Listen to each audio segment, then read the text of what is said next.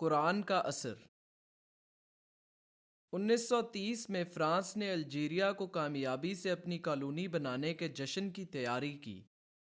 اس کا ثبوت وہ ایکسپیریمنٹ تھا جسے وہ پچھلے 10 سالوں سے انجام دے رہے تھے۔ فرانس نے 10 مسلمان لڑکیوں کا انتخاب کیا جنہیں فرانس لے جا کر وہیں کے معاشرے میں ڈالا گیا۔ لڑکیاں کسی بھی فرانسیسی شہری کی طرح کپڑے پہنتی، کھاتی اور زندگی گزارتی تھیں۔ ان 10 سالوں کے بعد فرانسیسی حکومت نے ان لڑکیوں کے لیے ایک شاندار گریجویشن پارٹی رکھی اور ان کی کامیابی کو دیکھنے کے لیے مختلف وزراء، صحافیوں اور اساتذہ کو بلایا گیا۔ لیکن جب لڑکیاں ہال میں داخل ہوئیں تو وہ 10 کی 10 لڑکیاں روایتی مسلم لباس میں تھیں اور فخر سے حجاب پہنا ہوا تھا۔ یہ منظر دیکھ کر وہاں موجود تمام لوگ غصے میں آ گئے اور رابرٹ لاکوسٹ سے اس واقعے کی وضاحت طلب کی۔ کیا فرانس کی الجیریا پر 128 سال کی حکمرانی ناکام رہی؟ لاکوسٹ اس کا صرف یہ جواب دے سکا، اگر قرآن فرانس سے زیادہ طاقتور ہے تو اس میں کیا کر سکتا ہوں؟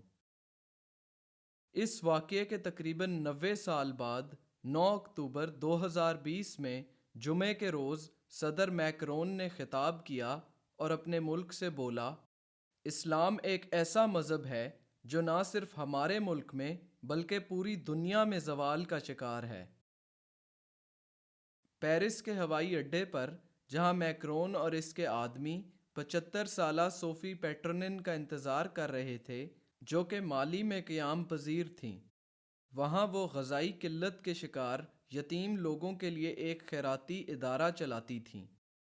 جب وہ ایئرپورٹ پہنچیں تو اپنے بیٹے کو زور سے گلے لگا کر بولا، میں مالی کے لیے دعا کرتی ہوں اور اللہ سے اس کی رحمت اور برکت کا سوال کرتی ہوں کیونکہ میں اب مسلمان ہو گئی ہوں۔ اس نے وہاں موجود تمام لوگوں کو بتایا کہ اب اس کا نام صوفی نہیں بلکہ مریم ہے۔ میکرون شکست اور شرمندگی محسوس کرتے ہوئے ایئرپورٹ سے نکل گیا۔ صدر نے دوبارہ اسلام کو نیچا دکھانے کے لیے ایک تقریر تیار کی تھی، لیکن صوفی کی بات سننے کے بعد اس نے یہ تقریر کرنے کا ارادہ ترک کر دیا۔ جاتے وقت اس نے لاکوسٹ کا بیان دہرایا، اگر قرآن فرانس سے زیادہ طاقتور ہے تو اس میں کیا کر سکتا ہوں؟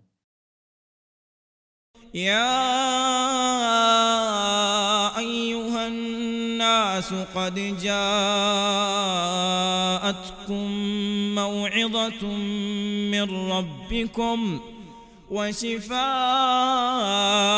لما في الصدور وهدى ورحمة للمؤمنين قل بفضل الله وبرحمته فبذلك فليفرحوا هو خير مما يجمعون